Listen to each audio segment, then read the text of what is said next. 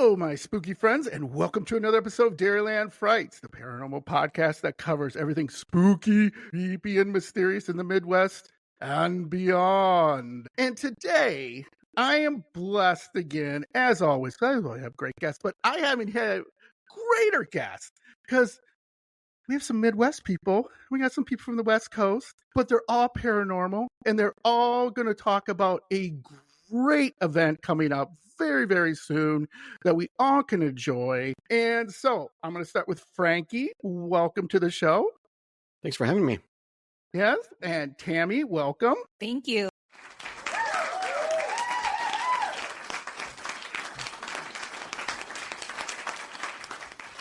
And Christina, welcome. Thanks. So let's get right into it, folks, because, my spooky friends want to know. Frankie, tell me about your first paranormal experience. How old were you and maybe what happened? First one. Okay, so I'm not sure which one was the first one, but I have two memories as a child. One of them was my sister and I used to share a bedroom, and I always had to sleep with the door open and the hall light on. I'm younger. I'm much younger, but I was scared of the dark, so I had to have the light on. And I remember one night seeing my dad come down the hall and into the room, and then my memory is he got in bed with my sister. I didn't feel like anything nefarious was happening, but that happened. But then, for some reason, I screamed or she screamed, and then my dad came down the hall to find out what was going on. So obviously what I'd seen come down the hall was not my dad. I remember that very vividly. And then another time, he was a preacher, and the church was in between my elementary school and our home. So on the way home, I would stop and usually play, like stuff in the gym or whatever. And one day the lights went out in the gym, and I went to go out the door, and the door was locked. So I sat on the bleachers and was like, I don't know what the hell I'm going to do.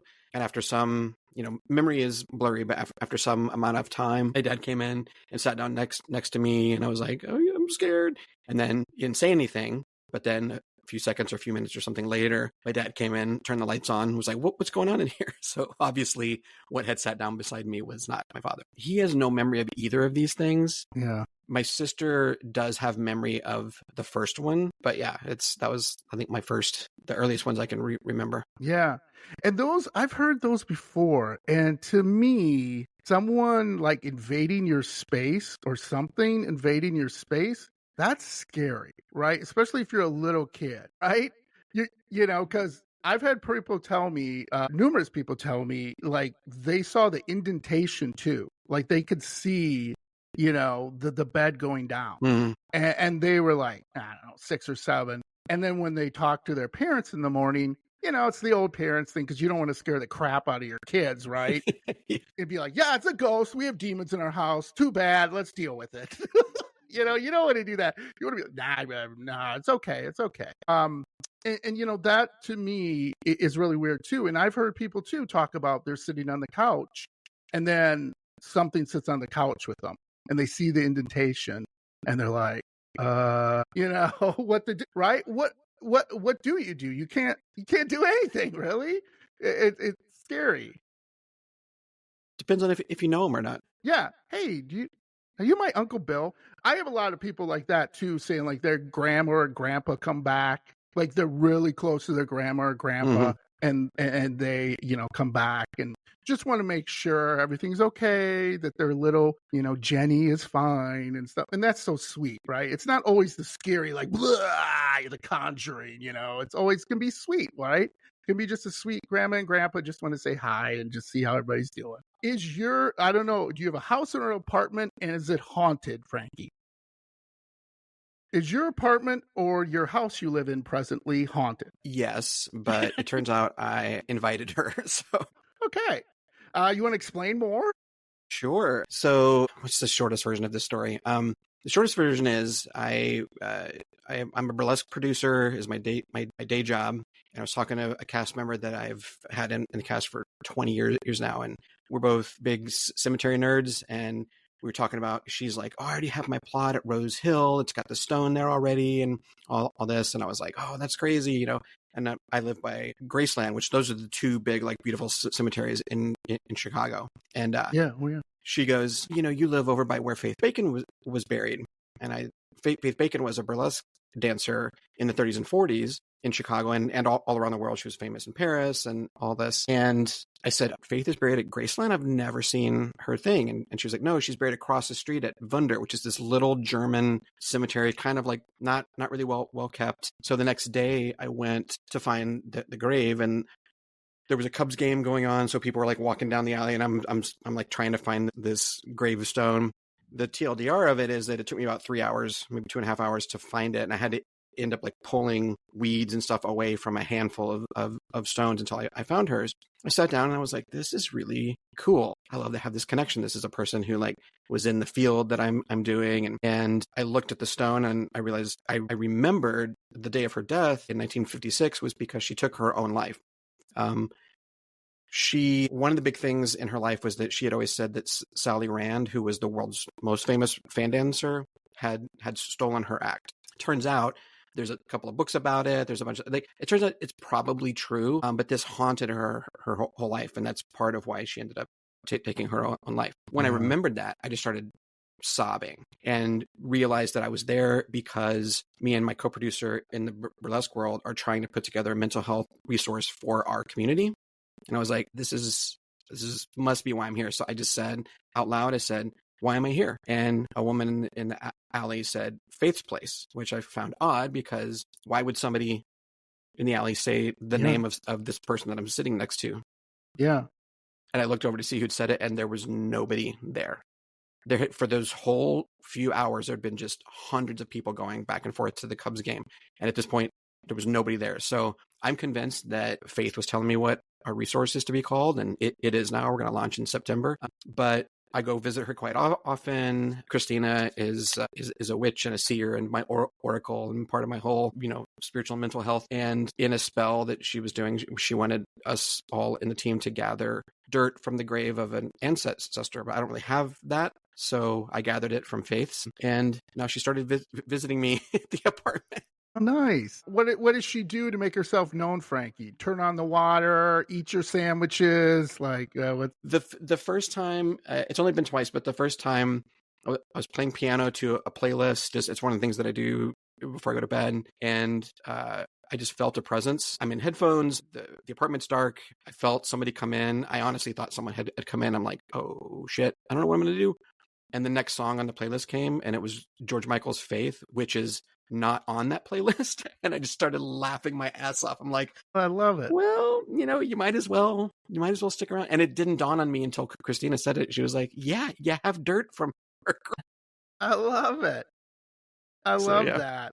Yeah, see, that to me is really interesting because, again, the paranormal world is full of scary things, but also very beautiful things. And that's what I think really makes people to understand the paranormal, to take away the mystique of it and demystify it, because people, all they hear is demons. Like, if you were just listening to any podcast, there are demons everywhere. Like, open your refrigerator, a demon pops out, and like, Zool. like, Right. all right. Yeah, like, stop.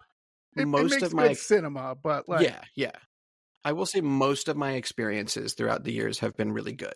And especially recently, as I'm doing investigations with the team, we've had some really lovely experience, and some like ones that made me want to wet my pants. But, it's, there's a gamut. Absolutely. And, I've had mediums on, and, they keep, telling me, John, they're people. They used to be people, just like you and me. Like, we're all sitting here on this podcast. We're just people, right? And we want to be respected. We want to be loved, and we want to be treated right. And then there's some people like, they're a little shady, and all right, whatever, how that happens. So, Tammy, I'm going to move on to you. And before we get to Tammy, she has her own podcast, the Hollyweird Paranormal podcast, which I listen to. I love it. Tammy, great stuff. So, first question though, your paranormal experience. I'm sure you've told it a million times, but if you could let my, spooky friends know, what was your first paranormal experience? What age and what happened? Oh my gosh. I was like, I want to say 18 or 19. And I'm originally from New Orleans, so that's where the story lies in Corona. So I'm still a theater nerd. I still work in the theater, and I was working as a little costume assistant in summer stock at Tulane University, and it was my first year. And we were working on a show called Camelot. I had no idea about the history of this theater. And I just wanted to go and make money so I could have fun in the city for the summer and save. Totally understand. I want to say it was like a couple of weeks into my job there, and on a gloomy, rainy night, because it always rains in New Orleans during the summer. I know, it was a perfect setting. I was asked by the designer and shop manager, can you cut fabric in the front foyer of the theater, because we do not have any room in the shop, because these costumes were medieval costumes and they took so much yardage. And I said, okay, I'll just go. So I grabbed my iPod. Yes, that's how old I am. I grabbed my iPod and my headphones, a bunch of fabric and scissors, went to the front foyer and just started cutting. And I want to say 30 minutes into it, I could see in the corner of my eye, like there was a man standing by the banister of the staircase. And every time I looked, like he wasn't there, but I could clearly see him in my mind's eye. Like he looked like he was wearing theater blacks. He had black hair and a black stash. And I could just see him like just doing this on the banister, watching me. Like I just felt this feeling of being watched and observed. And it just kind of freaked me out. And it was storming, so it didn't help. And so I was called back to the shop for lunch, and I was like, thank God. So I go in there, and I felt compelled to ask the ladies who have been working in that shop for such a long time if the theater was haunted, and they stopped, like dead ass stopped, looked at me, and then they looked at each other, eyebrows raised. They're like, oh, you saw Bob. And I said, what do you mean I saw Bob? They're like, well, why you're asking if the theater's haunted? And I told them what happened. And they're like, oh boy. And sure enough, the props manager comes in and they're like, Amy, Tammy saw Bob. And she's like, oh, Bob. Yeah. Well, welcome to the theater. You know, that's your initiation pretty much. And I'm like, what do you mean? Who's Bob? Love it. And it turned out that Bob was the lighting designer in Tulane University a long time ago. He had been working there for so many years. He loved his job, and he had passed away due to cancer, I want to say like 10 years before I started working there. And ever since then, like I guess he never left. He never left work. And people have seen him in the lighting booth. People have seen him all around the theater. And people who just start working in the theater, he'll kind of like show himself to them, like do something, play a prank as an initiation to welcome to summer stock. And he does it for people that he really likes. And I guess he did that with me. I was a newbie. And then I was like, I'm still processing this as they're telling me this. And I'm like, okay. Yeah. Tell me what he looked like. And she was like, he's always in his theater blacks, jet black hair, black stash. And I said, done. I'm done. And that was the only time I saw him. And every time I entered the theater, I would always greet him. And I worked in that summer stock for another 2-3 years and didn't see him then, but there were a lot of weird things that would happen in that theater. What theater isn't haunted? So yeah, that was my first ghost experience. With Bob.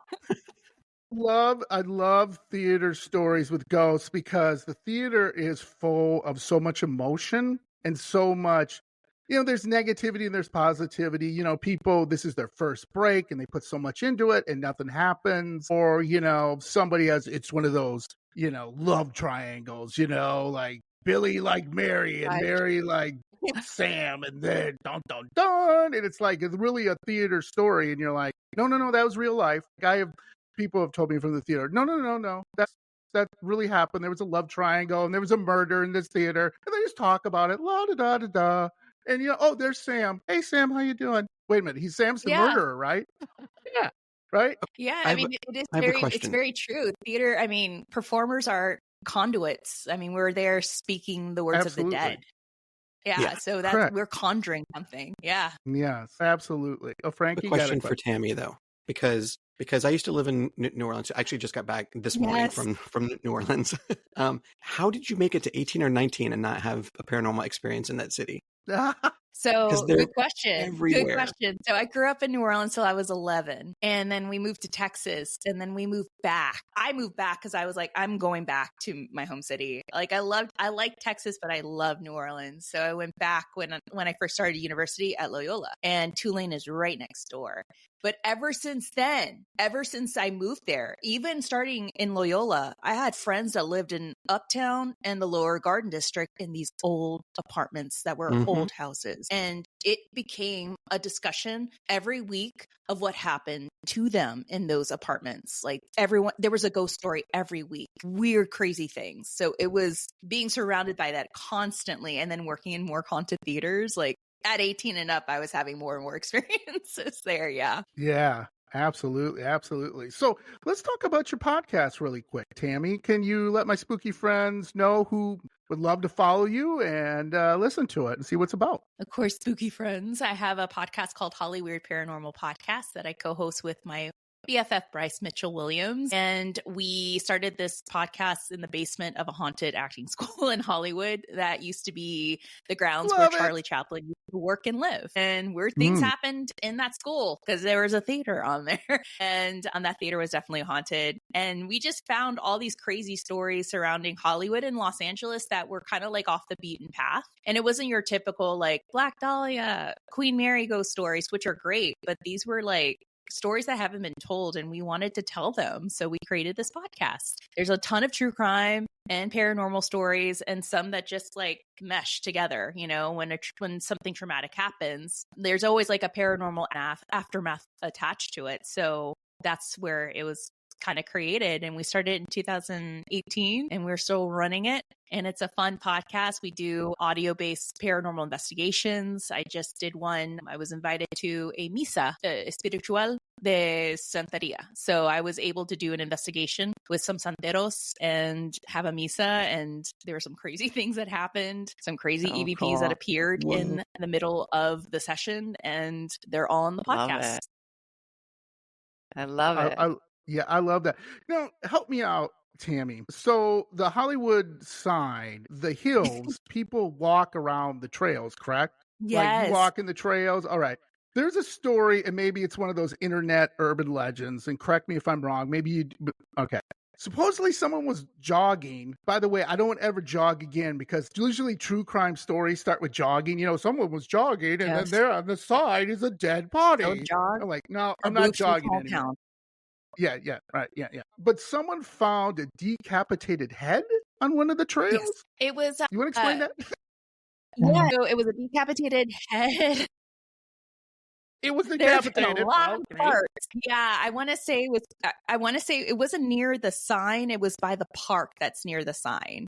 I believe that's what it was. And it belonged to a gentleman that lived in an apartment complex not too far away from the park where people would go and attend. I think it was by Runyon Canyon. And it's a big story. It's a true crime story that I have to go back in my notes and look at. But it's a story on top of a story of how this poor gentleman was murdered and then decapitated. And I know that his story is not the only one that is attached to that property. There's other dismembered parts eventually in other stories and cases that occurred around there. But yeah, that is very much true. And I believe that was like almost an urban legend. That was when I was living here. Yeah, that was like almost 10 years ago, maybe even more. But yeah, it has happened. Yeah. And there's a lot of crazy things that happen around there. Yeah, really. And then obviously the famous story about the woman who back in the 30s jumped from the Hollywood sign, committed suicide, unfortunately. I can't remember her name. Peg and Twistle. Yeah, so there are people who claim that they have sensed her, smelled her perfume. She has a lavender or lilac perfume that is very synonymous with who she was and what she wore when she was living. But I will say that there is a park ranger that I used to talk to who used to work out of the station by the sign, and he said that there was a lot of weird things that would happen. He had stories like of not just apparitions, but just strange things that would happen when they would do like their drives and their walkarounds and stuff on the property. So that place definitely had, I mean, it's a canyon. Those canyons have so much energy and mysticism. Like there's something there. Yeah. And there's so many theaters like, you know, like in New York, there's off Broadway and then there's off Broadway, you know, where it's like you and your friend getting together and doing a play or whatever. And like two people showing up. And I totally get it. That's what I love. Not only about the theater, but about Hollywood and LA. I just have one beef. I was in LA a couple months ago. I'm in sales and marketing, by the way. I prefer this, but whatever. Pays the bills. What's with $23 salads? Can we just stop that? Where did you find a salad in LA that cheap? Did I? That was cheap? I mean, that's a deal. That's a deal. Have you gone to Erewhon? Yes. I'm from Wisconsin, where I spend $10 on a salad, and I'm like, this is outrageous. It is. It costs a lot just to be seen to eat a salad. You're paying to be seen to eat a salad. It's what it is. I was in my suit and my tie. I should have been like acting with the salad. You're so good. Wait, you came to LA to eat a salad. Homie, you need to go to a taco truck, get some carne asada and some burritos. Some Hello, I missed out on that. Okay, sorry. That's my first eat good and cheap. That's my first tangent, and then folks. I'm sorry. And the $30 on the Hailey Bieber smoothie in Air One. You're killing me, Tammy. You're killing me. Come on, people. Welcome to Los Angeles. Yeah. Okay. So, Christina, welcome. Thank you. Thank you. So, why don't you tell me a little bit about yourself? You're the producer, is that correct? I'm a co-producer with the rest of my paranormal team, the Wisconsin Apparition Tracking Society, aka T.W.A.T.S. Frankie is a member of that as well. And then to round it out, Kimberly and Denise. So yes, the four of us are co-producers for Windy City Paranormal Festival. I love that. We'll get to that. A good segue. We'll get that in a second. Yeah. But Christina, I want to give you your time to tell me about your first paranormal experience. How old were you? What happened? I grew up in a family of women with abilities, and I think mine started rather young. So probably some of my first memories were I had a bedroom full of, stuffed animals and porcelain dolls, as many children do, right?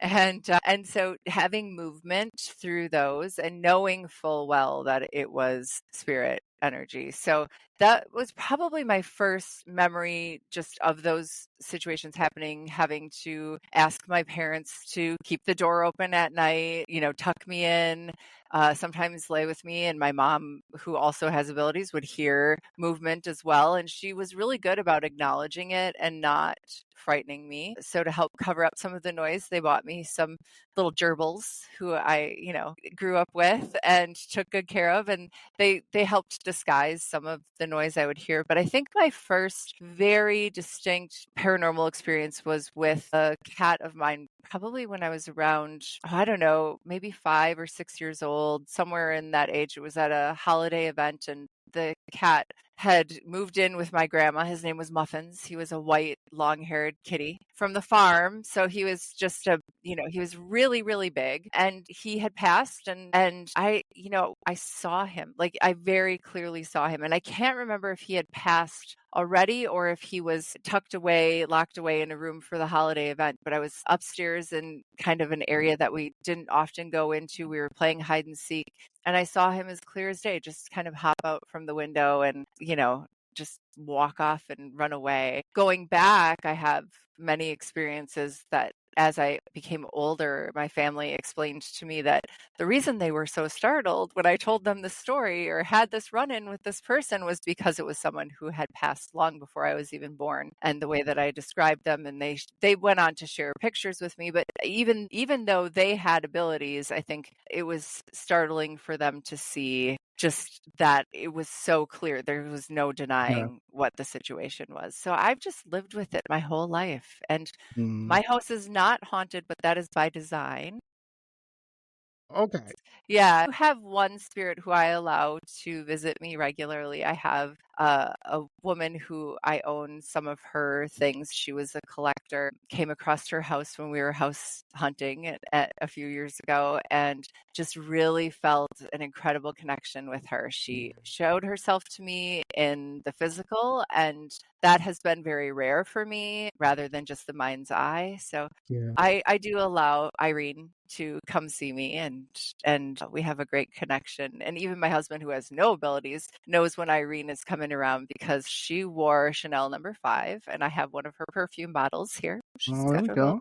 And nice. Here on my vanity, and she makes herself known to him because he'll smell her scent before she lets us know that she's around. So I love that. I love that. So Christina, I love people with abilities. I've been told by multiple mediums and whatever you want to say, psychics and everything, that everyone has the abilities. You just have to unlock them. So you have to focus and do other things. Have you ever been in a place, Christina, where you've seen something, whether it's good or bad? Let's say you enter someone's house. Somebody invites you over for a party. Hey, Christina, bring your husband. We're going to have whatever party. And you go into the house and you go, do you see it? Do you see that spirit? Yeah, Have you ever done that? I have been in those situations, but I tend to keep it to myself. Really? Yeah, I don't have like that. I have a filter. So I know a lot of people as their ability develops struggle with that filter. And I did when I was younger, where if I had connection or interaction with the other side, I just had to share it. But my day job is such where I work in the spa setting. And before I worked in the beauty industry, I worked in medical field, and so I've had to have my hands on people frequently, and that just increases the connection. So I really had to learn to kind of keep it to myself because I don't want to startle someone. My job is to make people feel comfortable and relaxed. Yeah, I Yeah, totally get you, but hang on to that thought. Here's my second tangent. Sorry, folks, but I'll do this sure. really quick. So, what if that neighbor says to you, "Hey, Christina," you come up to them, they don't look like they've had sleep in a while. They look really tired. They look frustrated, and they're like, "Oh, Christina, I haven't been sleeping well. I'm seeing this like a weird creature, spirit. I don't know what it is." And you have seen that. Do you now say, "All right, Bill, Yeah, whatever. then I Here's would the have a deal." conversation with them Okay. about it. Yeah. Yeah. And most of the time, even if it's something that appears scary to someone or frightening, I think that it usually is it's a mask, it's an appearance. It's just that entity's way of coping with whatever it is that they've been dealing with. But I do believe that, yeah, everyone can have abilities, and I I agree. think we see that more, and the more often that you spend connecting with the other side, the more your ability develops. So I think it's very common to have someone come into, the paranormal scene and they're like, yeah, I don't have any abilities. And then 2 years later, you meet with them again and they're like, hey, guess what happened? And they have like a Yes. ton of stories because they're spending Yeah. so much time around it. They're becoming more sensitive and in tune with it. Yes. And you just learn to kind of live in both places slowly. Yeah. Yeah. Yeah. Yeah. Yeah. It's like, I like to say it's like artwork, right? So anyone can draw, some of us better than others. And some of us are really passionate about developing our skill to draw. And other people are like, yeah, I can draw a stick figure and that's good for me. And so it's very similar to that. It's a skill that's developed just like anything else. Absolutely. And it's weird in the sense that when I talk to these mediums and stuff like that, and they're talking about that, one of the things they talk about, I think is really interesting, is about vibration and frequency. Because I always talk about, I'll meet somebody and it's like I already know them. Like, you know what I mean? You're at a party and you bump into someone and they're like, hey, Frankie, nice to meet you. And you just hit it off, right? You just like, boom. And then other people are like staring at you and kind of giving you a weird look. And you're like, what did I do? Like, you come into a party and everybody's quiets down and you're like, what did I, you know what I mean? And we're going to talk about that. I think it's just fascinating and stuff, things like that. I would love to learn more. And that's why, when I talk to my mediums and have them on, they're just fascinating to me. And they're, done a couple of readings on me, which I haven't shared because they were very personal. Like, I didn't know, like, there's no way this one, like spirit guides. We won't get into too much of the spirit guides, but everyone has a spirit guide. You can call them an angel, whatever you want to call them. I have 4, by the way, not bragging. But anyway, we did a reading, and this medium, she was like telling me about my health, and she was telling me about, with my kids, and telling me about all that stuff. And she was like, at the end of the day, my spirit guide's like, you're doing great. Just keep doing what you're doing. Don't be scared. I know you have anxiety. You'll be fine. You'll work through it. And it was just really bizarre. Like, and I didn't put it on the website or in the on the episodes because it was just got super personal. Like, so how? Like, at the end, I'm like, how did you know that? Like, there's no way she could have known it. Zero. Unless she broke into my medical files, broke into past history, Yeah. talked to my mom. Speaking of that, I did have one time where I was talking to a medium, and she deals with death and talking to lost parents and people who have trouble dealing with losing their parent. And I love my mom. My mom was a single mom. She raised me. She was super awesome, fiercely independent woman. And when we were talking, the medium said to me, your mom wants to know she's okay. Don't worry about her. I know you're scared for her. She's fine. She's doing fine. She loves you. Just want to tell you that. And you could see, and I'll have to find it again. You could see like a little like mist or like a little shadow kind of right behind her. And she'll call me from time to time. Hey, John, your mom said hi. And it's weird, that's but really it's sweet. loving, you know? It's Yeah. just, and that's the great part too. If you have ability, I don't want to get to that point because I'm like, that freaked me out. I don't want to be in my car and like somebody's dad pops up next to me. Hey, tell Tammy she's awesome, or something. Not to say your dad. I don't know if your dad's alive or dead, but you know, hey, tell her she's awesome. And I'll be like, you know, I would do it. I'd call you, Tammy. I would text you, whatever, or email you, and be like, hey, Tammy, your Uncle Joe says you're cool. But it'd be weird, right? It'd be like a little freaky. Yeah. Yeah. I mean, I've had entities appear when I'm working with clients or even in social settings that actually are sometimes people who have maybe been not the nicest people in life to someone in that setting and want me to offer, you know, their explanation or their apologies or you know, giving me the description of the situation. Sometimes maybe there isn't even an apologetic stance on things, and I will in my head be basically like, this is not the place or the time, and you have to do that work on your own. Now, there's been a few times where I have approached that subject, but it's with someone who is specifically coming to me to have energy work done. I do a crystal healing energy work in the space that I'm in. Or to have charm casting done with me. But even with those sort of things, I rarely will read or do that sort of work in a group of people. I trust my team, so I will in my team setting. But usually it's one-on-one because there are things that come through that are very personal. And I don't want, if someone's coming to me specifically for that, I don't want to have to guard what I say, because if I don't tell it the way that it's told to me, then I could be not living up to the potential of whatever that message can be in its delivery. Absolutely. Absolutely. So, my spooky friends, we're here for a reason, and we learned about my guest here. They're all amazing. But if you want to see a more amazing guest, how's that, Frankie? What you want to do is you want to attend the Windy City Paranormal Fest on June 2025. Why don't whoever wants to start, Frankie, if you want to start and tell my spooky friends a little bit about it, who they're going to see, what's happening, speakers, all that fun stuff. Sure. It's an action-packed 3+ days. It's actually the 12th through the 15th. If you want us to stick around on that Sunday for the final cemetery tour, it's a very socially driven, event-driven, like festival atmosphere. We're very specifically not throwing a conference. Not that there's anything wrong with those, but there's plenty of them.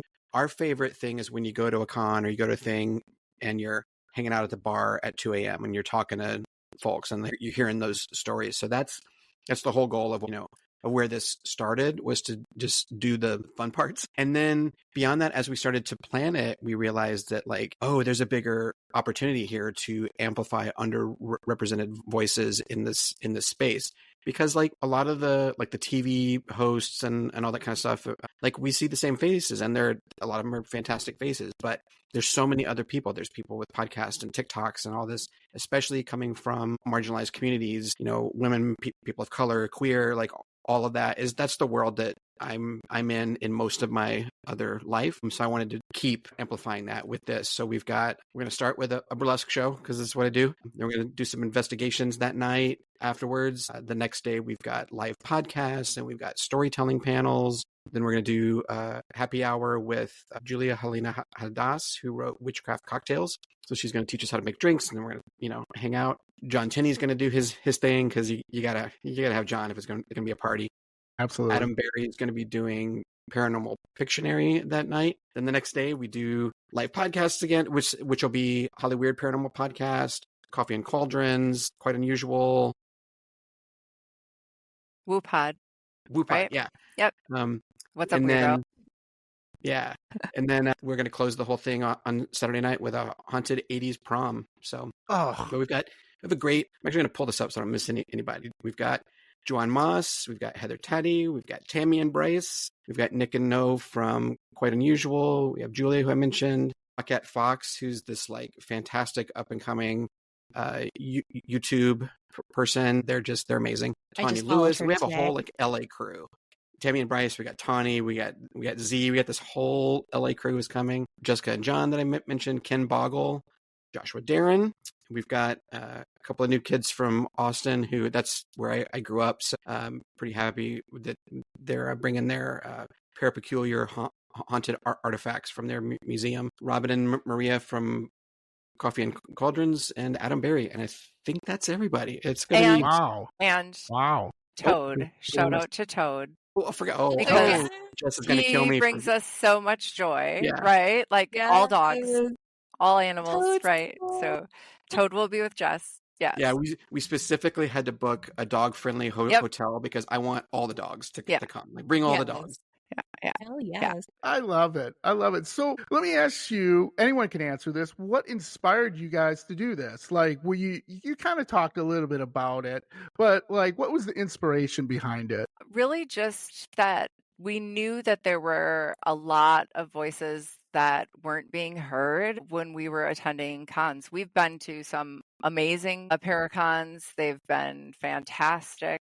But the inspiration really just came from that. It was a sea of men, of masculinity, maybe not always in the healthiest way. You can say it. Bald white guys with beards. I'm right here. It was. And actually, Kimberly and I, we attended our first Paracon, Michigan Paracon, probably, about 5 years or so ago. And it was incredible. We weren't on a team yet. We of course had our own life experiences, but we went just as a fun thing to do. We've been friends since we were 12. And it was from there that we kind of thought, well, maybe we'll join a team and save money and stop shopping and going out to eat together all the time. Little did we know that this was an expensive hobby, but we did. We joined a team. It was a huge team that did a lot of fundraising for historic locations. We learned so much, and that's, we broke off from there because we wanted to change direction a little bit. It was a grind, honestly, to kind of have to work at that. So slowly that process happened. Frankie ended up joining the T.W.A.T.S. We started out as an all-female team, and he still is that honorary member for us. But as Frankie came in, honorary girlfriend. And as Frankie joined, we really started talking more and more as we attended fests. My husband has done artwork for the burlesque scene for many years. So nice. I am used to that scene as well. And I was, a little club kid, little goth punk rock girl. So I grew up with a very diverse scene there and being an activist. And I just felt it was time, like as a team, as we started talking, we all kind of came to the same conclusion. It was time for some more inclusive behavior and opportunities across the board. And so we just really wanted to provide that opportunity. Yeah.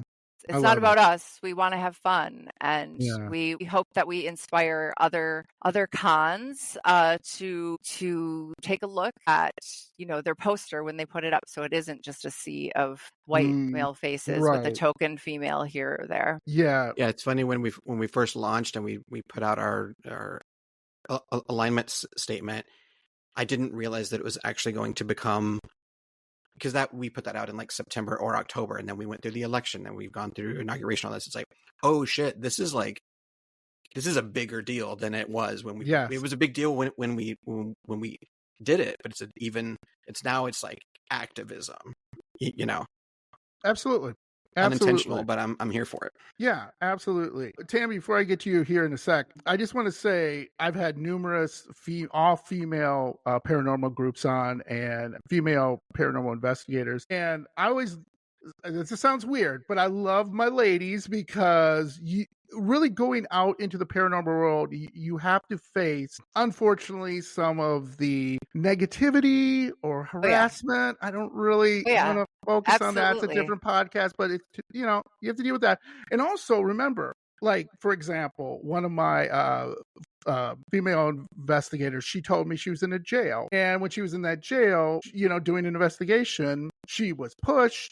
She was grabbed, all these different things. And I that was my first guest on. Then I started asking other female investigators, and they're like, yeah, because you got to remember 1800s, 1900s, this jail, which had these terrible men, and from, obviously from 30s, 40s, and so on, they didn't look at women in the best way. Let's put it that way. I was going to say, I feel like it's still a concern.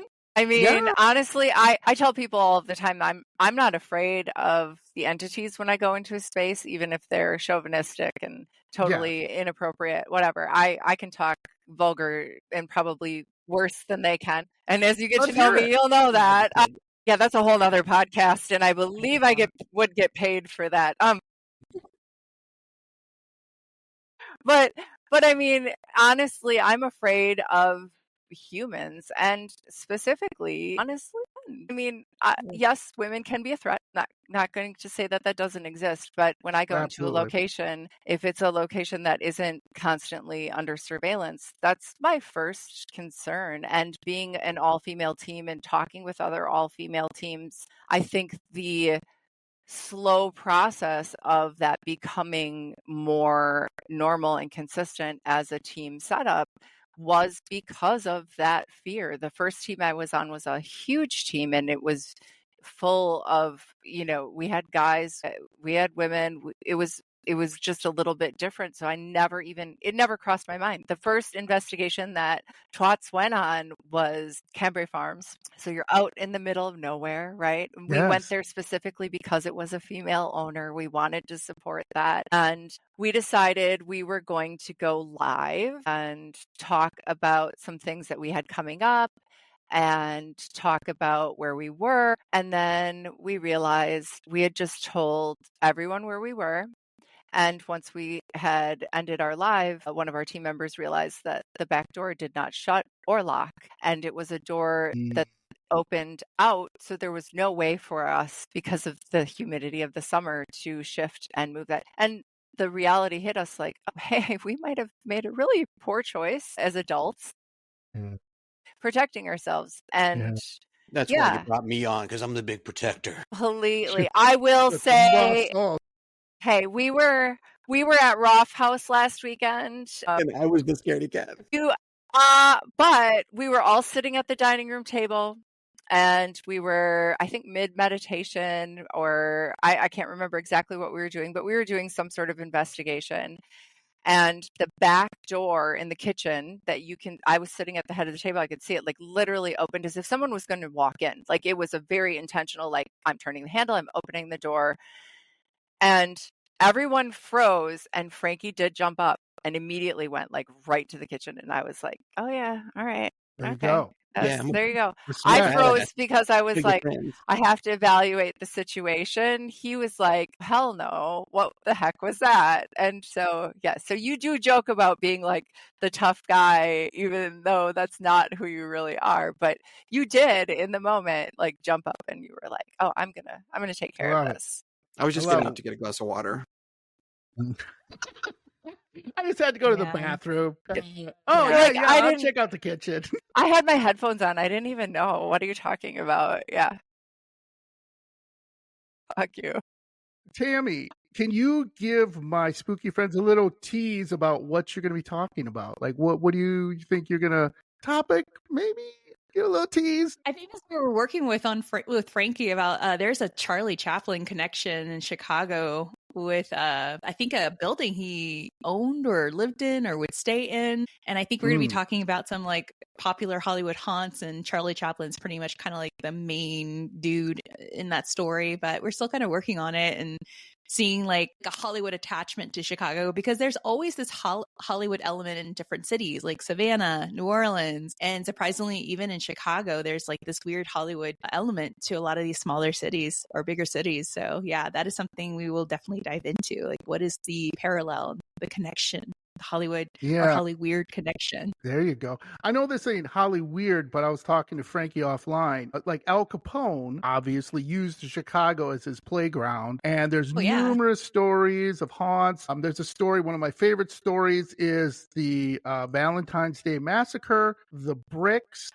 that were in the building where those mobsters were shot. And like the bullet holes that are in them, and there's some blood on them. Those bricks are supposedly cursed. Like people have owned them. Like their life has gone to just absolute shit, and just everything like that. That's interesting too. That's just one of the main stories, haunted theaters and stuff. What do you guys think is your favorite story in Chicago? Do you guys have a favorite like paranormal story? Anybody? My current one is this man, A.L. Lutgert, who was the Sausage King of Chicago. I don't know if he named himself that, or if that was given to him by the press. But he was a sausage maker who decided he would kill his wife, and they ended up finding bones and fragments and things in a vat of potash, which is one of the things that they use in sausage making. The rumor is that he had her put into sausages, and so the sales of sausage, even in Chicago, plummeted for a long time. They were never able to prove that. His defense in court was, I didn't put her in sausage, I was trying to make soap. So he basically admitted to killing her. But then when he went to prison, he started being haunted, and he would complain that the cops and the wardens were hiring ghosts to torment him. That they were paying ghosts. And it's all, there are numerous newspaper articles from this time that talk about it. Like this was a big story at the time. It was like in the late 1800s. Wow. So weird, though. That's an interesting one. Yeah. Christina, I'll start with you. Do you have a favorite Chicago story, or maybe Illinois story? I'm a Wisconsin girly, so there you go. I don't necessarily. High five. Yes. Born and raised in Appleton. I no longer live there, but it is dear to my heart. And I think my favorite Wisconsin to Chicago connection is the story of, we have a home here called the Hearthstone, and it was the first electrified home, and the gentleman who owned it actually had lost his fortune to a few things, but to one of the things being to a bad deal with H.H. Holmes and one of his proposed businesses. Yes. And so I love the fact that he is actually buried in Graceland Cemetery. So there's my little connection of home to Chicago. And actually, in doing all of this and putting all of this together, that is one of the things that jumped out at me. I had been on a haunted Halloween tour at the Hearthstone. And this is my opportunity to plug that everyone should go to their local historical societies, houses, all of those things, and at least take tours. If not, volunteer your time and your hours to support those, because we need a new generation to support those things so they still exist. Yeah. But we had gone on a tour and they had spoken about that. And then it went to the back of my brain and I never thought about it again until we started doing this. And I did not know that he was buried in Chicago in Graceland. I knew the story about H.H. Holmes, but it was through this and through putting together some things that I discovered that he was in the cemetery that we're going to tour on the Sunday of the festival. So I love that. Yeah. After she told me this story, because I go to Graceland like during good weather, like twice a week at least. It's my spot. And I was like, I imagined this rich guy who was like rich enough to be the first home in the world to be electrified. I was like, he's going to have a big monument. How have I not seen this? But no, it's a little like almost like a pauper's. I mean, he had lost everything, and so it's just a little stone. It's kind of tucked behind a tree. Like you would never know that it was there. But it was cool to find it. Yeah, I love that. Tammy, how about you? Do you have a favorite Chicago story or something that you would?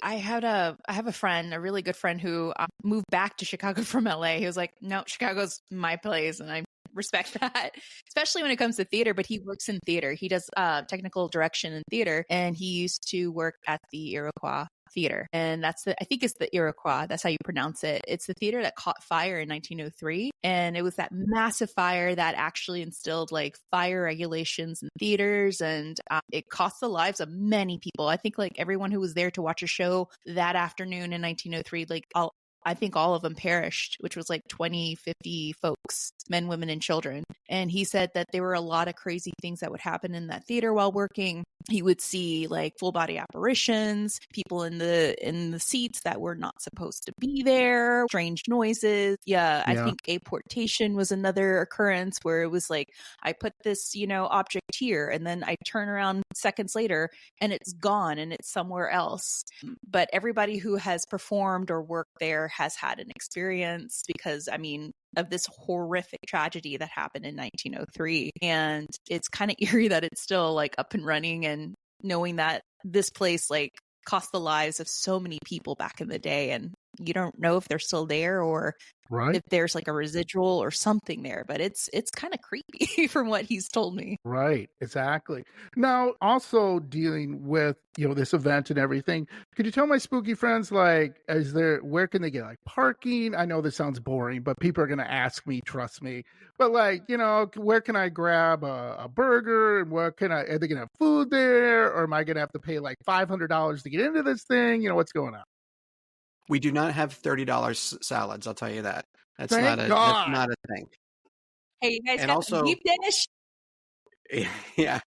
A couple of things. One, most of our daytime events are actually held in a venue that is on top of a Gino's East, which is one of our most famous pizza places, and you can actually order deep dish Gino's at your seat during the fest. We are also going to have our own hotel bar that's just for us, and the prices will be great. And we also have, for ticket holders, you get this interactive map that I've put together that has all that stuff on it. It's got the parking and the venues and the hotel and all that, places to get coffee, places to eat. It now has, in addition to 60 plus stories on there, everything from true crime to ghosts to cryptids to UFOs. In addition to that, you can also turn on a layer that will show you every restaurant from the Bear. That's awesome. That is awesome. I kind of went nuts on this. That is great work, Frankie. That's great work. You knocked it out of the park. I love it. And you can find your ticket information, which then will open up the opportunity for you to see that amazing map and have all the other information about the festival at windycityparafest.com. And we do have a lot of information just there on the website as well. Yes. And don't worry, my spooky friends, I'm going to promote the heck out of this on my social media sites, because this, I hope, we can do another year, and this becomes tradition. I know it's a lot of work, folks. I get it. I've been there, done that, but in a different realm. But this is awesome, because these are the voices you need to hear, because the bigger podcasts out there do not need our help. Zach Bagans, or as I like to call him, Bagel Bites, he does not need our help. He's fine. Guys, stop giving him money. All right? He's going to be just fine. He's got his mansion. Yeah, he's fine, right? But this needs our support, because this is where everything starts, okay? This is where you can go and feel you're a part of something, where you belong, where you don't have to feel weird about maybe coming up to Frankie or Tammy or Christina or any of the guests there and say, you know what? When I was 6 years old, I saw a ghost in my house, and I haven't told anybody about this. I've been dealing with this for, I'm in my 40s or something, right? That they want to listen to you. They want to hear you, and they want you to tell your story. Yeah. And you want people. Please do. Yeah, and also if you feel maybe a neglected group or whatever, you want to say, not to get political again, and you want to go there and you want to feel part of everything rather than the toxic masculinity that maybe happens at some of these places. No, you can go in there and just be like, I'm weird. And I'm in love with myself that I'm weird. Great, come on up. It's going to be family. Let's talk. It's going to be family. Have a good time. Yeah. Right? Yeah. And that's what we need, right? Right? Absolutely. I'll tell you, there's something that I forgot to mention, which is ridiculous, but we also have live stream tickets now, because we wanted to make sure that that there was no reason that people couldn't experience this. And for your listeners, if they use the code DAIRY, DAIRY, they get 10% off any ticket. They can have a full festival ticket. They can have a live stream ticket, whatever it is that they want. Because we just really want everybody to have a chance to be in the family, Yes. Oh, that sounds very Chicago. I just realized how Chicago that sounds. Hey, you're the family. You're the family. I feel like kissing you guys on the cheek. Give you a big hug. Hey, you're the family. I love you guys. Come on. What are you doing? Okay. But no, this I love that you guys are doing this. I love that you had the courage and the wherewithal, because there's a lot of people that talk out there, hey, let's do that, and then nothing happens, and you're missing out. You're really missing out because, again, all the big ones that you go to, they're fine, nothing wrong with them, but you miss out because there's 5,000. Now you guys would like a lot of people, but let's just say there's 10,000 people show up at some of these. You're not really getting the full experience, but you get a small group. You want as much as you can. I get it. But like once it becomes big, you lose the family, because I like to say, Frankie, and we like to say, you lose the camaraderie. You need to know somebody, right? Yeah. Hey, let's do an investigation together. Hey, why don't you hop on my podcast? For the in-person seats, we're only doing 150. Like, I wanted to keep it as, like I said, as family, as intimate as possible. So it's definitely going to be a fun small group. See, that makes sense. I love that. Yes, so I will promote as much as I can. Thank you so much. Put it out there much. for you guys, because this is a great thing. Thank you. Also, I would love to have Tammy and Christina and Frankie after this. You guys hop on, tell me how it went, kind of like a follow-up, as well as Tammy, if you want to come on individually. Christina, you want to come on individually. Frankie, you want to come on individually. I'd love to have you guys, as well as some of the other guests, if they want to hop on my podcast. I'm all about love and family, and the more people I can bring onto this podcast to put their name out there, and just know that they're there for you, and that we're all here to help. It's a plan. We'll talk about cheese and ghosts. We would do. We would Perfect. do that. Yeah. And cheesy ghosts. And then Tammy and I were talking about Dairyland Frights $30 and T.W.A.T.S is always salads. invited to the carne asada. I love it. I love it. All right, guys, I want to talk to you forever, but I know you have lives. I don't really have a life, but that's a whole different thing. Don't feel sad for me. Don't feel sad for me. I'm fine. This just got dark. Yes, actually, right now. It's got really dark. How did this go this way? Talk about love and family. What's going on? You just left. Anyway, before I wrap, I got to ask you guys this question. Frankie, I start with you. Let's say one day I say to you, Frankie, I win the lottery, okay? Because this is the only way this is going to happen, unfortunately. I win the lottery, and I'm going to give you a blank check, Frankie. You can go anywhere in the world to investigate. You can bring your team. Don't worry, Tammy. I'm not going to include Christina. I'm not going to include. Where are you going to go? Where are you going to investigate? Laurie House in New Orleans. Ooh. Yeah. I was just there. I was there. I've wanted to get inside that place forever, and I was just standing out a couple of days ago, just taking photos and going, "Somebody come out and take pity on me so I can go." I love that. Tammy, how about you? Definitely go to a buffet at Vegas, somewhere in Vegas, like in a casino. I feel like ghosts would go there and haunt a buffet. Just kidding. Outside the box? Maybe if I was a ghost, I would definitely haunt a buffet, but I would definitely take that money and go to Versailles. I would try to pay off some French people to let me walk around there and investigate, go to Le Petit Trianon and see if, our former French queen was there. But yeah, Marie Antoinette was there, but that's where I would love to go and investigate and venture. Not the tunnels underneath Paris? Not the skeleton? No, I want to go to Versailles. I want to relive when was it? I think it was the 1898 time slip where these two women from England, they went there and they were walking around and they were instantly transported somehow into like that time period. And yeah, I want to see if I could relive this some way. Tammy, have you been as a tour? I was there when I was a small girl, and it is absolutely, I bet it's so magical. Stunning. Especially for you, I'm sure you felt so much and seen so much there. Absolutely. And I will tell you that I actually had just sent Frankie, like maybe a month ago, a video that you can go and stay there on the property, sleep overnight. You'll have your own personal butler. They allow you to have a golf cart so you can drive around the gardens and the grounds, and you have access overnight to the entire place. It's ridiculously expensive, but they offer that experience now. So maybe we can all pool together and make your dream come true somehow. Yeah. We'll host a bake sale in Beverly Hills here. That's right. Right. Let's get those salads going, people. I can bake. Yeah. Well, who can bake is Noelle from Quite Unusual. She's yes, Noelle. We'll sell them Noelle the cookies. So we'll buy it. Yeah. Right. Yeah, I love it. Look at this. We're coming together. I love it. Yes. Christina, same question. Well, since Frankie stole mine, I think, well, honestly, Frankie. yeah. Way to That's go, probably mine Frankie. too. So New Orleans is I like to call it my home away from home. And there's so many locations there I would love to investigate. I also find myself really feeling called to a lot of like the ancient sites in Greece and Turkey and Ireland. And, I don't know. I hope that check is big because I have big dreams. So I love it. I would go everywhere I could. I love it. Yes. If I get a private jet winning the lottery, Christina, I'll hook you up. Deal. And Tammy and Frankie too. Don't worry. I got your back. That's a TV show. Yeah. Love it. Yeah. There we go.